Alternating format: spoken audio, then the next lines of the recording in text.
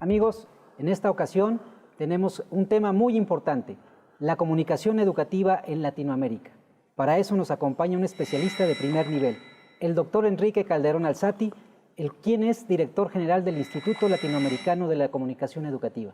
Doctor, un gusto que esté con nosotros, bienvenido. Mucho gusto, buenas tardes. Gracias, doctor. Para conocer más sobre la semblanza de nuestro invitado el día de hoy, vamos a ver una breve descripción. Enrique Calderón Alzati es físico teórico por la UNAM, con maestría en Ingeniería Eléctrica y PhD en Ciencias de la Computación por la Universidad de Pensilvania.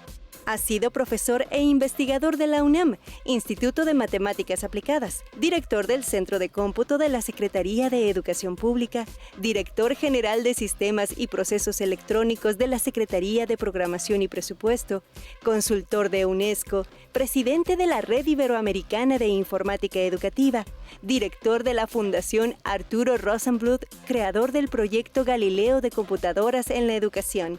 Ha recibido el Premio Nacional de Informática, otorgado por la Academia Mexicana de Informática, AC, entre otros cargos y publicaciones. Actualmente es director general del Instituto Latinoamericano de Comunicación Educativa, ILCE.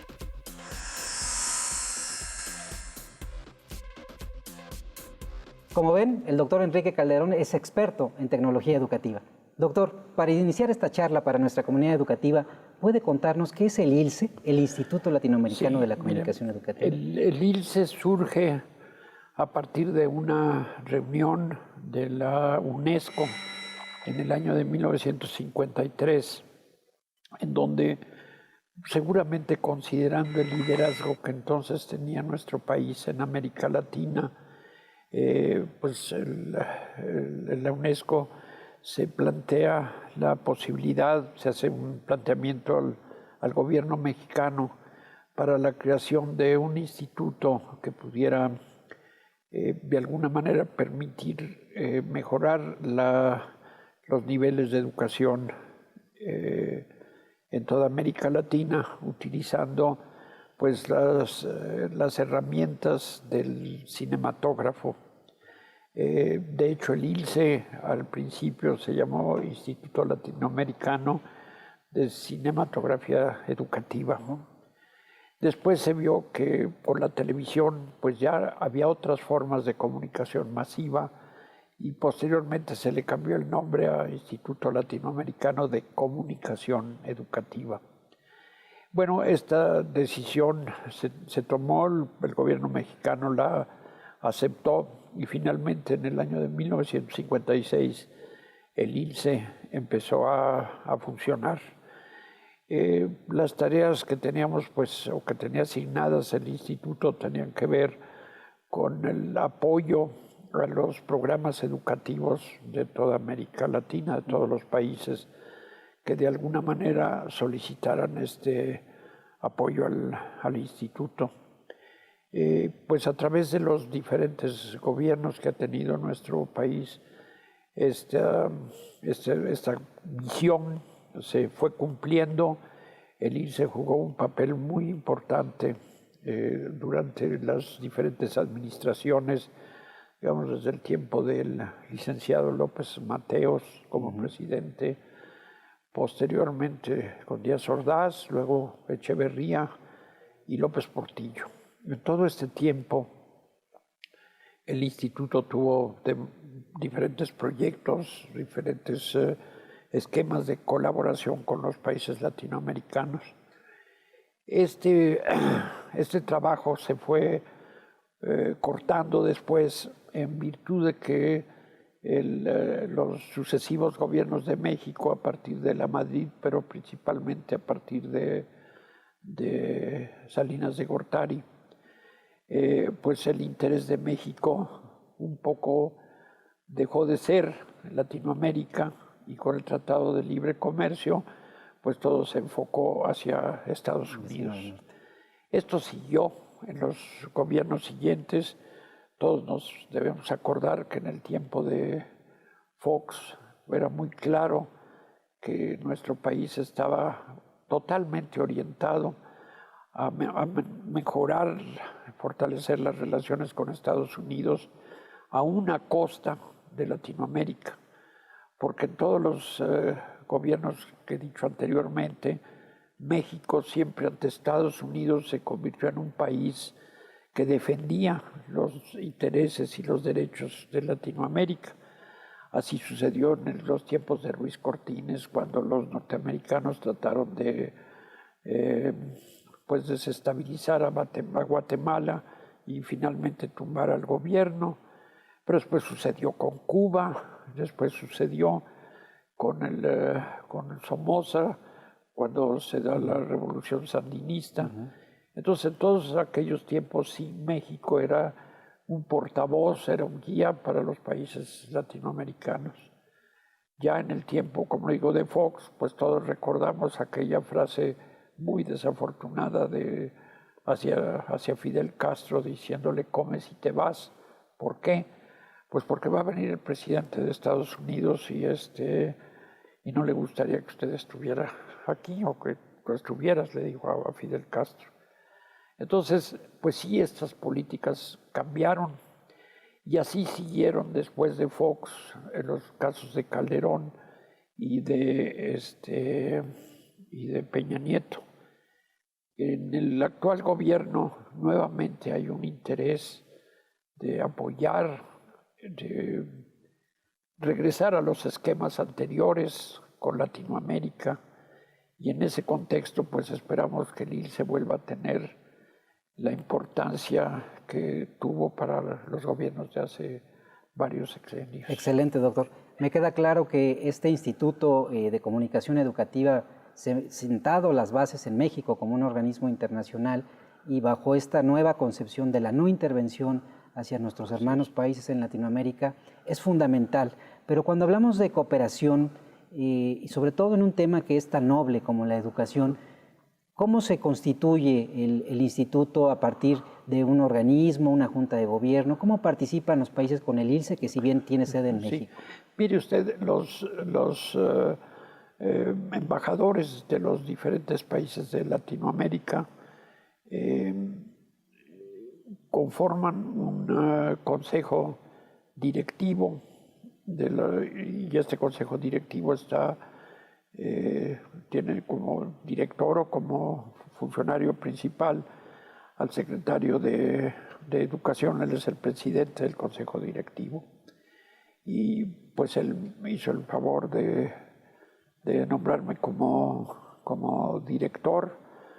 Y bueno, pues es el mandato que nosotros tenemos ahora de recuperar esta función que el ILSE había tenido en el pasado. Excelente, doctor. ¿Hacia dónde va el ILSE en este programa? Porque tenemos entendido que el ILSE ha sido estratégico en gobiernos anteriores, como usted mencionaba, sobre todo con un tema fundamental que es la incorporación de la tecnología en las aulas. Me parece que hemos transitado como sociedad, ¿no? Primero tuvimos la imprenta, después tuvimos la radio, la televisión, después tuvimos las computadoras y ahora tenemos el Internet.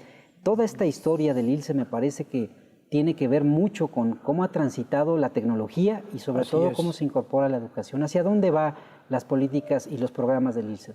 Pues mire, yo diría que ahorita el principal problema es que los maestros, que son realmente quienes tienen a su cargo esta función tan importante, al grado de que podemos decir que son los maestros los que construyen a las naciones, un poco han sido marginados de la tecnología. Muchos proyectos que se hicieron anteriormente, que hizo el gobierno, pues por ejemplo mandaba computadoras a las escuelas, pero no a las escuelas normales. Después de esto, pues había preparación. Usted recuerda, por ejemplo, el proyecto de Enciclomedia. Bueno, la idea era que la tecnología llegara con un modelo educativo que llegara a todas las escuelas. Sin embargo, este proyecto no se empezó por los maestros, se empezó equipando a las escuelas y después se vio que era necesario preparar a los maestros. Pero la preparación que se les daba a los maestros para utilizar enciclomedia, que supuestamente iba a ser un cambio en la educación, un cambio importante, pues eran cursos de capacitación que duraban unas cuantas horas, una mañana. Insuficientes. Y que incluso muchos maestros de escuela nunca les llegó esta preparación. Entonces, pues los maestros han estado siempre atrás de donde deberían estar. Ellos deberían ser los líderes, deberían ser los que llevaran la revolución, la novedad, lo importante que ofrece la tecnología, y no ser elementos pasivos que una vez que ya se echaron a andar los programas, pues los tratan para resolver el problema inmediato, sin que tenga la preparación adecuada.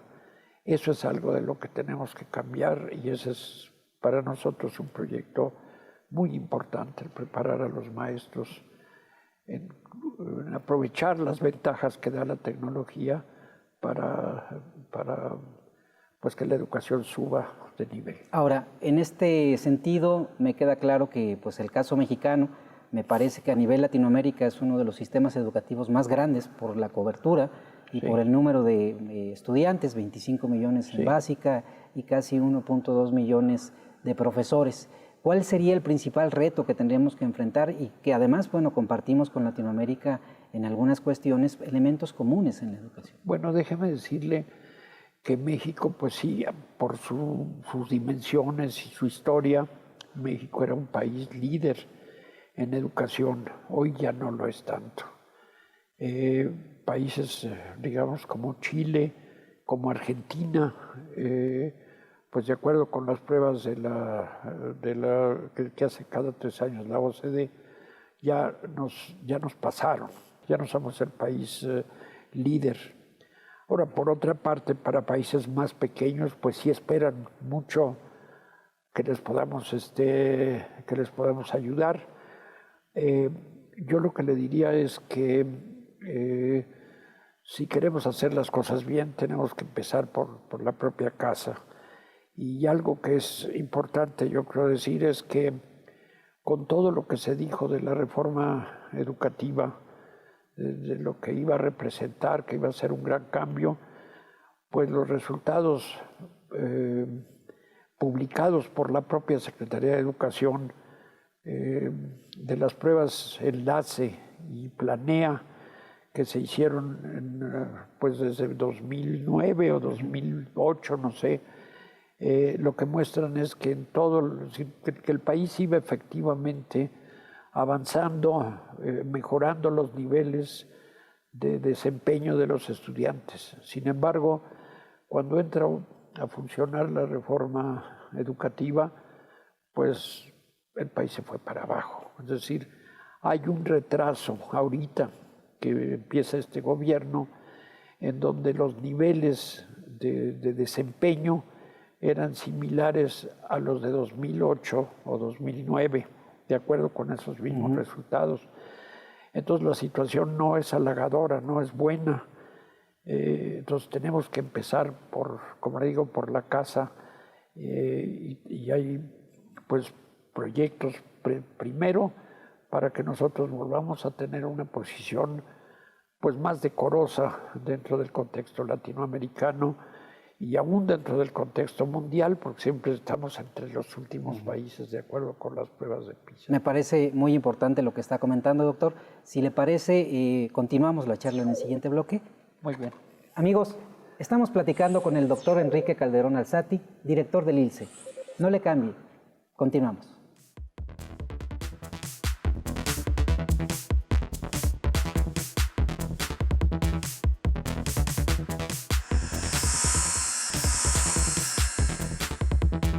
Amigos, estamos de vuelta con el doctor Enrique Calderón Alzati. Doctor, comentábamos en el bloque anterior sobre la importancia de la tecnología y cómo podemos potencializarla para hacer un mejor sistema educativo y que México tome ese liderazgo en América Latina. Hemos tenido proyectos exitosos como la telesecundaria, que en algún momento se planteó alfabetizar e incorporarlo, de hecho, al sistema educativo, y sé que el ILSE también jugó un papel importante. ¿Podría comentarnos esta experiencia que ha tenido en el instituto? Cómo no. Mire usted, sobre el proyecto de telesecundarias, déjeme decirle que, en primer lugar, este proyecto se construyó, se hizo a partir de la necesidad que había. Hay que recordar que lo primero que buscaba la Revolución Mexicana es que todos los niños terminaran su escuela primaria. Yo creo que esto se logró esencialmente, digamos, no al 100%, pero sí con un porcentaje arriba del 90% en la década de los 70s. Pero eso generó un problema. Y el problema es que ahora esos niños que terminaban la escuela primaria, pues no había lugares en la secundaria para atenderlos. Y sobre todo esto se dio en el medio rural. ¿Por qué en el medio rural? Bueno, pues porque en el medio urbano siempre habrá médicos que puedan enseñar, que puedan dar clases de biología, clases de medicina, en fin. Igual sucede con todas las demás áreas, con las matemáticas, hay ingenieros y todo, pero en el medio rural no lo hay. No, es decir, había una deficiencia natural de maestros, entonces había que establecer un sistema que llegara, que ofreciera la secundaria a los niños de las áreas rurales. Y se planteó la formación de las escuelas telesecundarias. Al principio este sistema no funcionó bien y había una calidad o un nivel de conocimientos y de desempeño de los estudiantes en donde estaban mucho más altos los de las secundarias que habían existido tradicionalmente respecto al de los telesecundarios, que siempre estaban abajo. Sin embargo, ya en las pruebas de 2008, 2009, telesecundaria pasó a estar arriba. ¿Por qué se logró esto? Bueno, en primer lugar, porque había una infraestructura ya que tenía una cobertura nacional que permitía dar clases por televisión. Pero quizás lo más importante, como sucede con todos los procesos educativos, es el papel que jugaban los maestros. Y lo que sucedía es que, al igual que en la escuela primaria, en el caso de secundaria, lo que teníamos era un profesor que tenía que enseñarles todas las materias a los niños. Entonces eso ya no daba lugar a los especialistas en cada escuela, sino maestros con una formación general que les permitía ver cuáles eran las relaciones entre las matemáticas y la física y la biología. Vamos, ¿cuál es la relación que hay entre todas las áreas del conocimiento? Bueno, esto, el ILSE, hasta donde tengo entendido, fue encargado de hacer los materiales educativos, los libros de texto, y se hicieron con esta idea, pero también con una buena preparación para los maestros de la telesecundaria. Y entonces eso permitió que la telesecundaria se convirtiera en un gran sistema educativo. Sí, de hecho, sus números son muy importantes para el sistema educativo, y además me parece que en algún momento es cuando se retoma ese liderazgo, se exporta, de hecho, el modelo. Me parece que Guatemala, un grupo de expertos también participó. En varios países de Centroamérica se empieza a utilizar. Yo creo que esto llegó a varios países, incluso de Sudamérica. Sí, ¿qué podemos aprender de esta experiencia, doctor? Porque me parece que es la tecnología combinada con el conocimiento, con la formación y sobre todo con una necesidad que era atender a los grupos que no tenían acceso a la educación formal. Sí. Pues mire, yo creo que la principal experiencia es el uso de la tecnología misma. O sea, hoy se dice muy fácil, bueno, pues que les den clase por televisión, pero eso tiene muchas implicaciones de carácter técnico y también de carácter pedagógico. Entonces, ahí hubo una gran experiencia.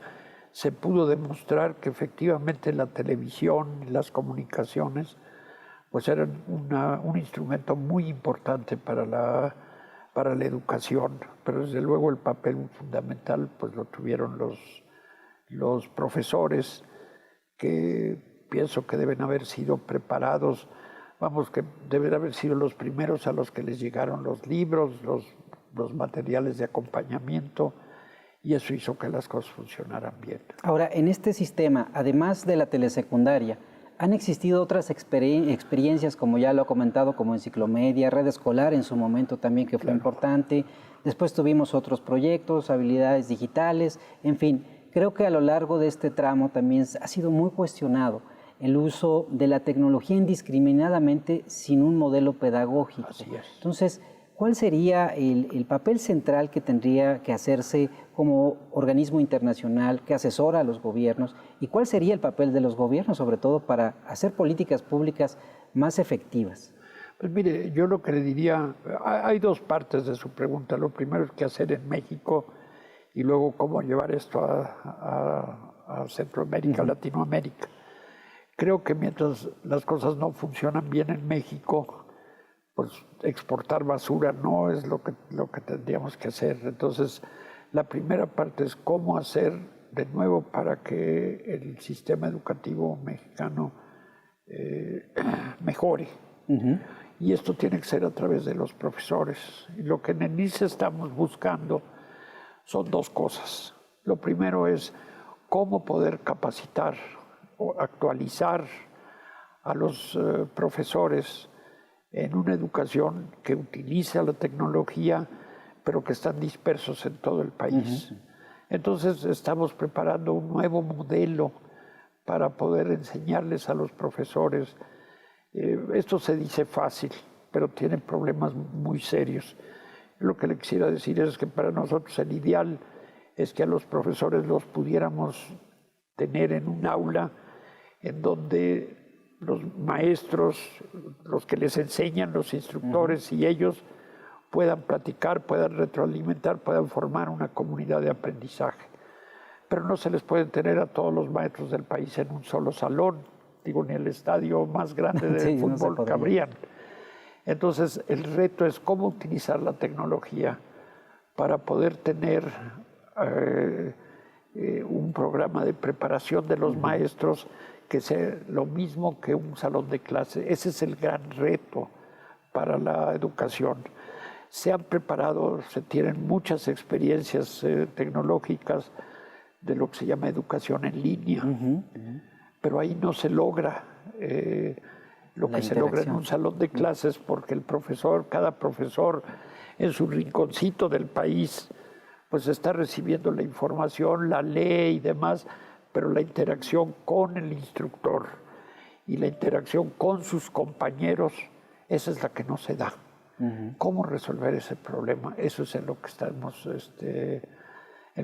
trabajando, y esperamos que con un curso experimental, un par de cursos experimentales que vamos a dar, vamos a empezar a probar este modelo para poderlo llevar a partir del año próximo ya a todo el sistema educativo. A todo el sistema educativo. Perfecto. Claro, para eso habrá que convencer a los secretarios y subsecretarios de educación de los estados de que lo que tenemos es una oferta muy seria. El otro aspecto tiene que ver con algo que yo quisiera aprovechar esta oportunidad para hablar de él, que es lo siguiente. El cerebro es el órgano con el cual aprendemos. Sin embargo, el sistema educativo, no solo de nuestro país, sino de muchos otros países, no toma en cuenta cómo es que el cerebro aprende. Es decir, se vienen utilizando metodologías que aún no toman en cuenta lo que hoy se sabe del cerebro. O sea, el cerebro es el elemento más estudiado en estos años. O sea, los avances más importantes en medicina se están dando en el cerebro. Y esto tiene implicaciones muy fuertes para la educación, pero estas no se han utilizado. Desde luego ha habido grandes pedagogos que con muy buena intuición pues desarrollaron técnicas muy apropiadas, pero no todas, en algunas les fallaron. Yo le diría que el cerebro, uno de los elementos más importantes, es que tiene una capacidad que es mucho mayor a la que se piensa en el sistema educativo. Y se enseña en forma equivocada al no tomar en cuenta estas propiedades del cerebro, y también menospreciando lo que el cerebro, lo que el cerebro es capaz de hacer. Y cuando uno ve lo que el cerebro es capaz de hacer, uno es maravillado, y mucho de lo que estamos haciendo pues está mal, ya hay que corregirlo. Entonces, esto es también en algo en lo que estamos trabajando en el INSS. Excelente, doctor. Me parece muy interesante que la concepción del instituto venga sobre la tecnología, estos nuevos campos del pensamiento, la formación y de la pedagogía. Si me permite, vamos a una pausa. ¿Cómo no? Amigos, estamos platicando con el doctor Enrique Calderón Alzati. Nos está dando una charla increíble sobre tecnología, educación y cómo podemos potencializar el uso de nuestro cerebro para ser mejores alumnos. Continuamos.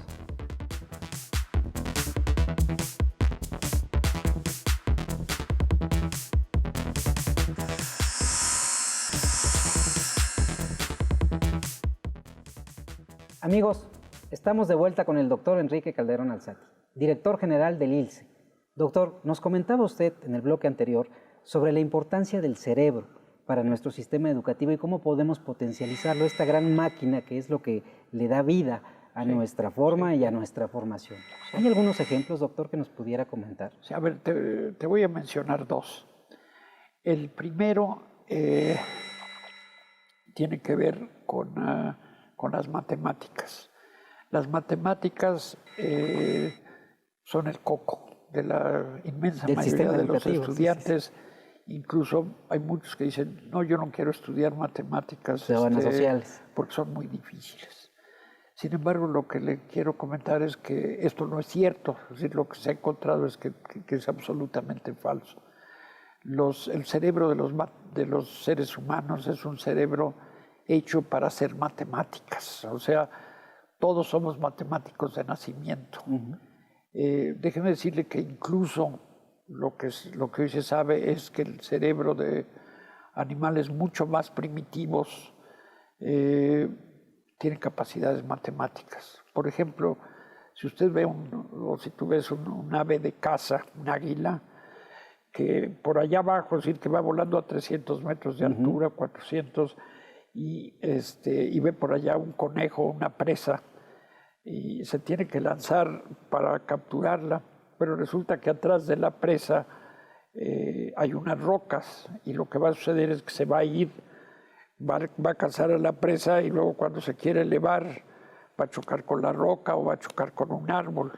Y entonces lo que ve es que analiza el terreno, y entonces lo que hace es irse para acá, no para donde está la presa, y va bajando, pero se le acerca por atrás, precisamente para no encontrar a la roca. Pero eso, fíjate lo que implica que está viendo la roca, pero la roca ya se ve de este tamaño, porque está a 400 metros.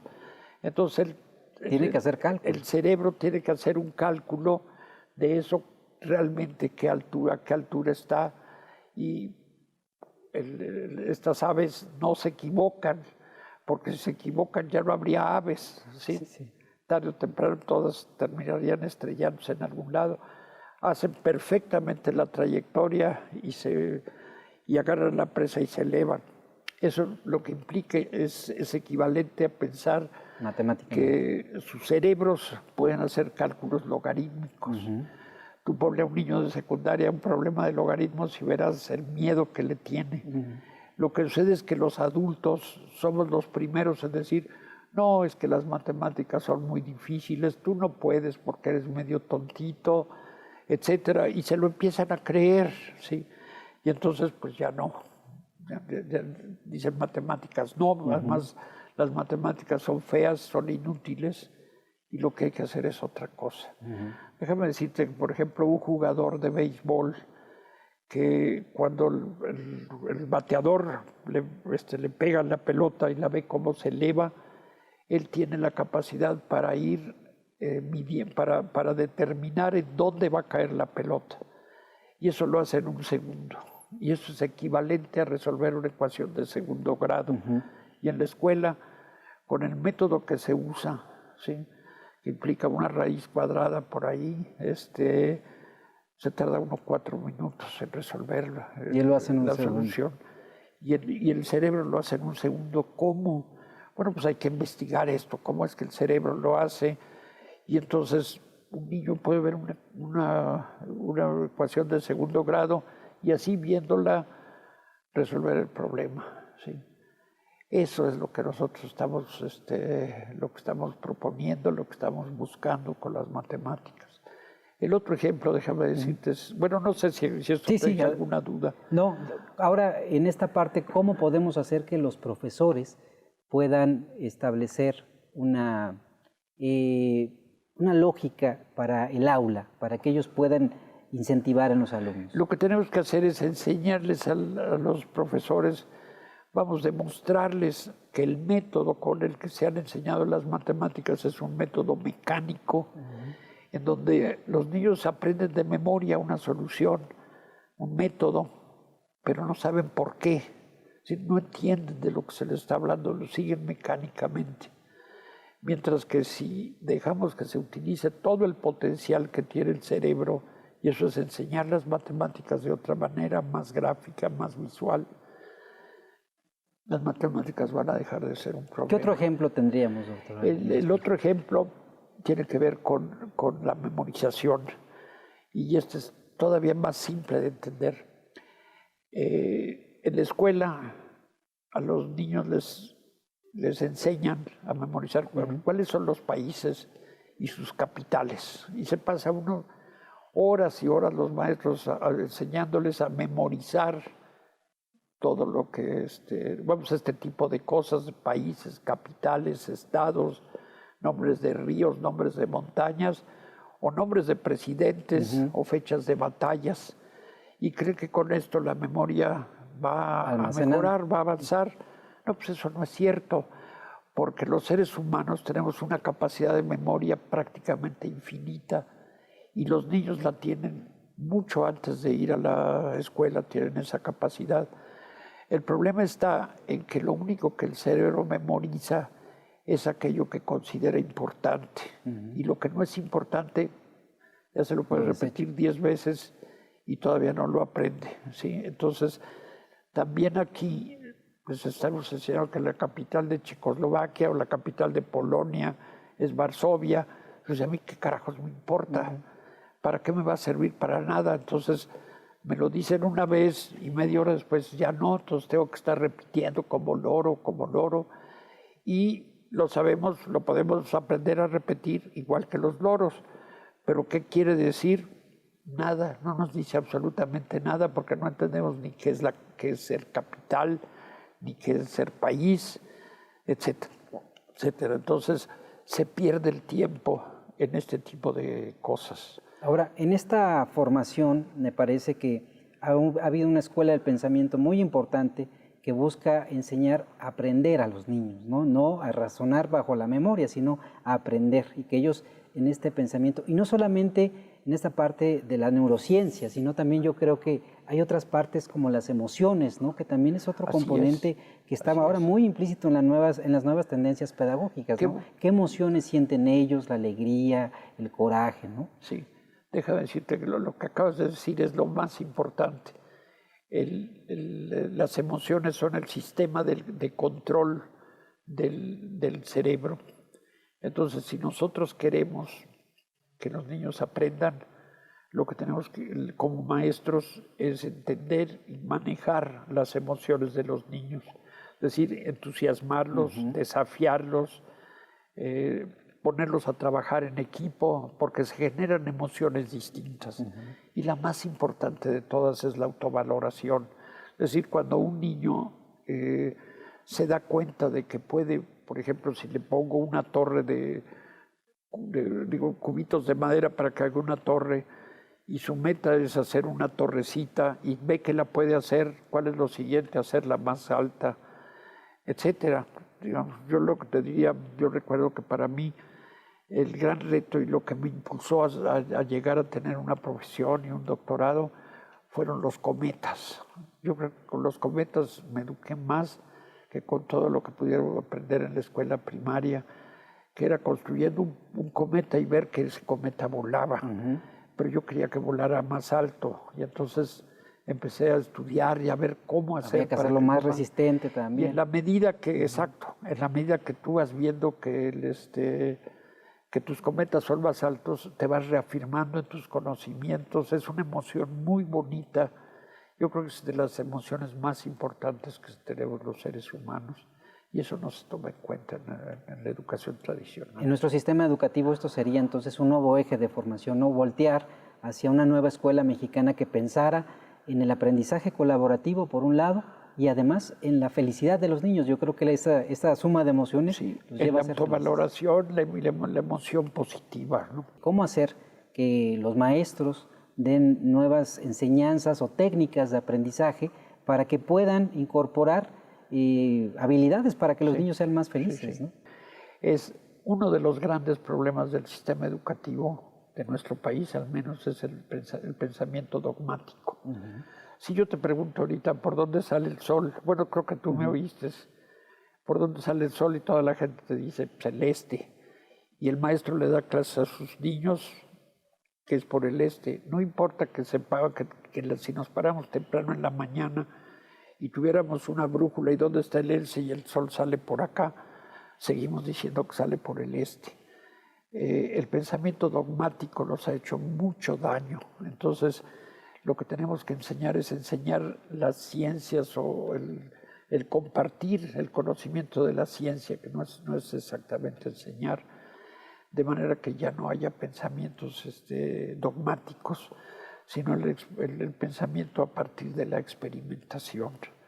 Es decir, pensamiento científico. El pensamiento científico, a un lado los dogmas, ¿sí? Eso nos hace mucho daño y eso es también parte del problema de meter al cerebro a la enseñanza mecánica de los dogmas. Y aquí déjame decirte que la tecnología está jugando un papel, o puede jugar un papel muy importante, que es la construcción de modelos de simulación. Con los modelos de simulación, hoy en día tú puedes hacer que los niños hagan experimentos que, hemos comparado con lo que se tenía antes, pues antes hacer laboratorios, construir laboratorios era muy caro.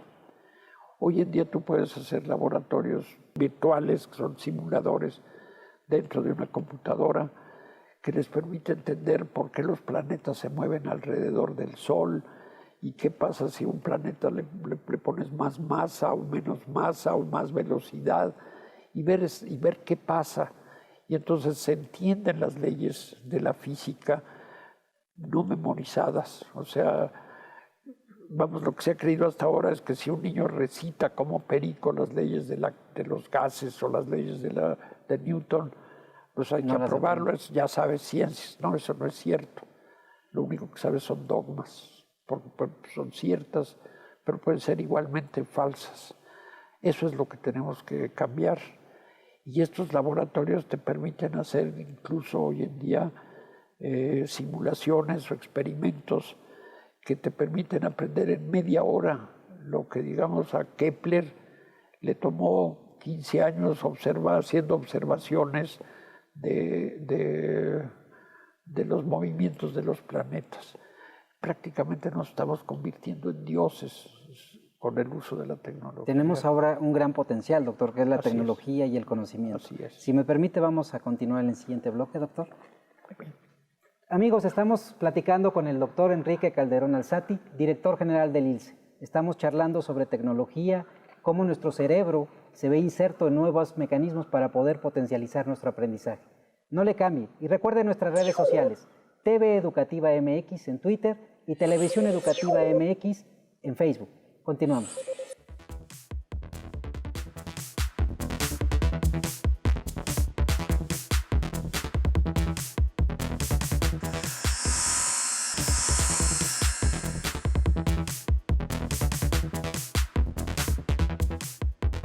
Amigos, estamos de vuelta en Agenda Digital. Estamos teniendo una charla con el doctor Enrique Calderón Alzati, director general del Instituto Latinoamericano de la Comunicación Educativa.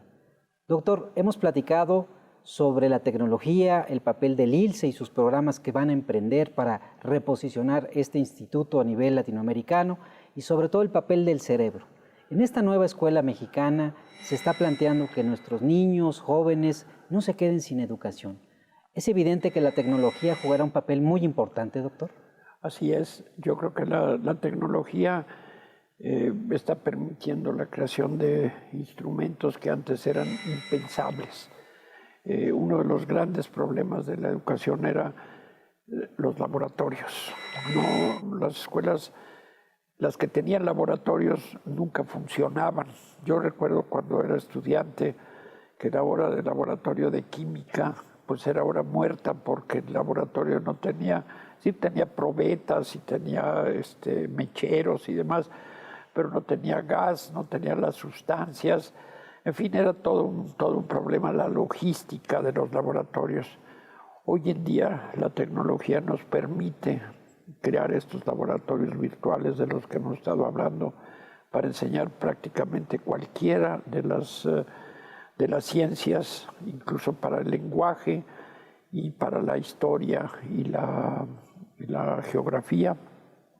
Aquí déjame hablar de algo que no he hablado todavía, no he mencionado, es el papel de la inteligencia artificial que se ha desarrollado de manera impresionante en los últimos 10 o 15 años y que hoy en día pues permite hacer que las computadoras hagan cosas que antes no podían hacer. Si tú, por ejemplo, te metes a trabajar en Word, te das cuenta de que la máquina te está corrigiendo, pues te dice, no, aquí no va esta palabra. Ya son predictivos en algunos. Son predictivos. Entonces, todo esto que se está utilizando en estas herramientas para el trabajo, igualmente se pueden utilizar en la educación.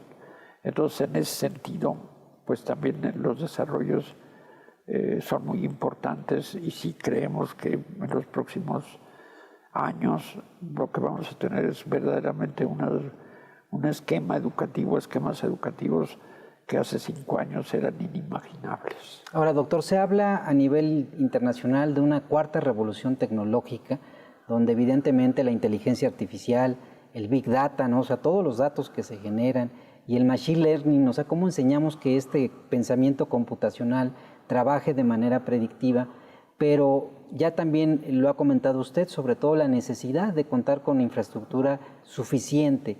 Ahora nos planteamos esto porque las escuelas necesitan estar dotadas de Internet, por lo menos, si estamos hablando, o de contenidos digitales para el aprendizaje. ¿Cómo podríamos hacerle para transitar hacia dotar a las escuelas de esto? Mira, yo creo que el principal problema que ha habido en el pasado es que en el caso de la tecnología lo que ha habido no es una estrategia o una política nacional, sino que ha habido ocurrencias. Cada nuevo gobierno llega y se les ocurre, bueno, ahora vamos a meter las tabletas, y meten las tabletas, pero no hay contenidos para las tabletas. Han metido computadoras, se han gastado una cantidad inmensa de comprar computadoras. Y el problema del Internet, que tenían que estar también. ¿El problema qué? Del Internet, ¿no? Bueno, o sea, ahorita hablamos del Internet, pero déjame hablarte antes de las computadoras. Y resulta que las computadoras piensan que son igual que las sillas o las mesas. Y una silla pues puede durar 50 años. Ahí si se descompone un poco, pues le das una pintadita, una barnizada. Pero con las computadoras eso no funciona. La tecnología se va desarrollando muy rápido. Y entonces, pues sí se habla de que las escuelas tienen computadoras en todos lados, pero si tú vas a las escuelas resulta que esas computadoras no sirven. O está el caso de las tabletas del gobierno anterior, que se gastaron miles de millones de pesos y sin embargo esas tabletas ¿dónde están? Pues, quién sabe. ¿Por qué? Primero porque no había el software para utilizarlas, no había contenidos, los contenidos que habían eran más de carácter comercial, etcétera. Todas esas cosas no se ven. Entonces creo que lo importante es gastar el dinero bien, aprender a gastar los pocos recursos que tenemos de manera que su beneficio sea el mayor posible. Tú mencionaste ahorita también el Internet. El Internet es un problema realmente muy, muy serio, porque hay todavía en nuestro país grandes espacios que todavía no cuentan con el Internet. Creo que es algo que sí sale de nuestra esfera de trabajo. Nosotros esperamos que sí tengamos conectividad prácticamente en todo el país antes de que acabe el sexenio. Y esto, sí quiero decir, es fundamental. El desarrollo de una nación actualmente depende no solo para la educación, sino para todo, de las telecomunicaciones, de que el Internet llegue a todo nuestro país. En este rubro, doctor, me parece que la tecnología, acompañado con la infraestructura de telecomunicaciones, es muy importante para transitar hacia una economía digital, que creo que es también uno de los temas que a nivel internacional se está viviendo. Hay países que ya han pensado en una educación 100% digital, ya hay universidades que están apostando también en tener ya todos sus contenidos libres para que puedan acceder. Ya hoy en día podemos entrar a contenidos de Harvard sin trasladarnos. En fin, hay empresas, por ejemplo, tecnológicas como Uber, que no tienen ni un solo carro, sino más bien son empresas que están en la nube, ¿no, doctor? ¿Cómo podríamos potencializar todo este desarrollo que viene hacia los próximos años con nuestro sistema educativo? Es una pregunta difícil, no soy profeta, pero sí te diría que es fundamental que también los niños, las nuevas generaciones, aprendan a vivir en este nuevo mundo tecnológico, que lleguen a la edad adulta con una experiencia de lo que se puede lograr utilizando la tecnología. Yo creo que eso es lo más importante que nos... Porque yo creo que también en el rubro de la tecnología, y el INEGI lo ha planteado, ¿para qué usamos el Internet? ¿No? Gran parte lo usa para informarse, que es como el primer componente, también para comunicarse, que evidentemente mandar correos, WhatsApp, pero hay un rubro también muy específico que tiene que ver con la educación. O sea, la gente también utiliza el Internet para educarse y evidentemente hay que enseñar a nuestros niños y que los docentes también utilicen estas herramientas como un valor agregado, ¿no? Ajá. Bueno, yo te diría primero los maestros.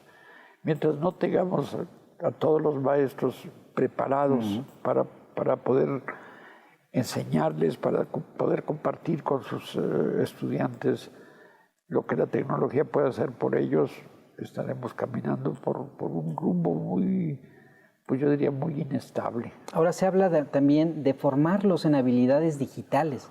Yo creo que ese es un proyecto que tendríamos que transitar, que desde no solamente las escuelas, sino también algunos maestros o algunos estados que tienen también distintos tipos de conectividad, deberíamos de trabajar en esta suma, ¿no, doctor? Sí. ¿Cómo hacer que tengamos habilidades digitales? Porque eso yo creo, el nuevo docente debe de tener otros perfiles, ¿no?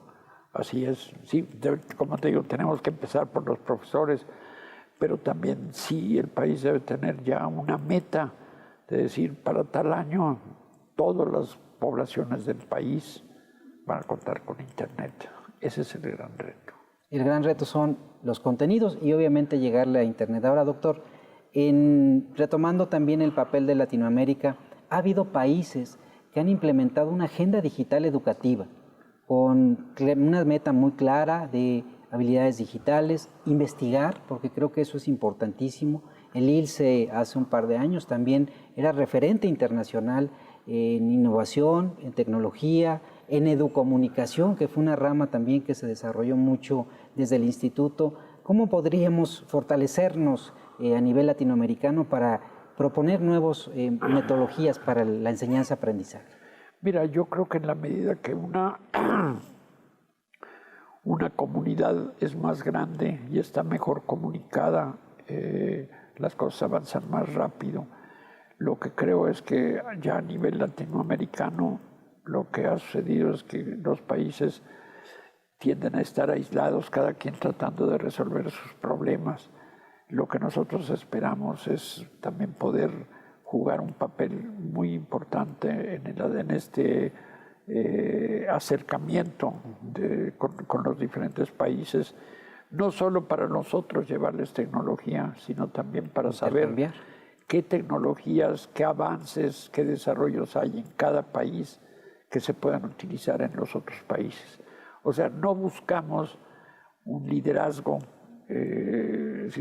así es como se tienen que hacer las cosas, sino más bien hacer que la comunidad latinoamericana en su conjunto nos desarrollemos mejor con las aportaciones que cada quien puede hacer, porque sería un error pensar que en México estamos más adelantados y vamos a estar siempre más adelantados. Pues sí, estaremos más adelantados que Guatemala y demás, pero eso no quiere decir que alguien en Guatemala o alguien en Ecuador o en Colombia no haya desarrollado algo mejor que lo que nosotros tenemos, y hay que aprovecharlo. Entonces, entre todos tenemos que aprovechar más. Excelente, doctor. Ahora, me parece que para concluir este programa, que ha sido muy interesante, toda la experiencia y el papel que va a jugar el ILSE en los próximos años, que pudiera comentarnos dónde podríamos, o los maestros, dónde podrían encontrar los programas del ILSE, acercarse. En algunos estados creo que tengo entendido que ya se están abriendo oficinas del instituto, ¿no? Solamente ahorita las hemos podido abrir en Veracruz. O sea, también son situaciones en donde cualquier expansión de este estilo cuesta dinero. Nuestro instituto no es un instituto muy rico. En algunos años sí tuvo muchos recursos. Ahorita, como está todo el gobierno, no tiene recursos. Esto es un reto. Entonces, no podría yo ahí decirte qué tanto vamos a desarrollar. En su página de internet supongo que ahí tienen la página, sí, algo que tiene. Tú mencionaste es el canal educativo. Nosotros tenemos un canal educativo con tecnología muy vieja. Lo que estamos haciendo es sustituyendo, en la medida que podemos, ir sustituyendo toda la tecnología. No tenemos un estudio como este, esperamos tenerlo pronto, y así vamos a irnos equipando de manera que nuestra capacidad para influir en todo el sistema educativo pues cada vez sea mayor. Doctor, pues ha sido una interesante charla. La verdad es que hemos aprendido sobre todo que la comunidad educativa conozca cuál es el papel del ILSE, que es un organismo público que ha sido referente y que hoy en día pues afronta los retos de sumar, de integrar y de proponer al sistema educativo estas nuevas tecnologías. Ha sido un gusto estar con usted en esta charla, igualmente, doctor. Muchas gracias. Gracias. Hemos platicado con el doctor Enrique Calderón Alzati, quien nos platicó sobre el Instituto Latinoamericano de la Comunicación Educativa. Recuerde nuestras redes sociales, @TV Educativa en Twitter y Televisión Educativa MX en Facebook. Los esperamos en la próxima. Hasta luego.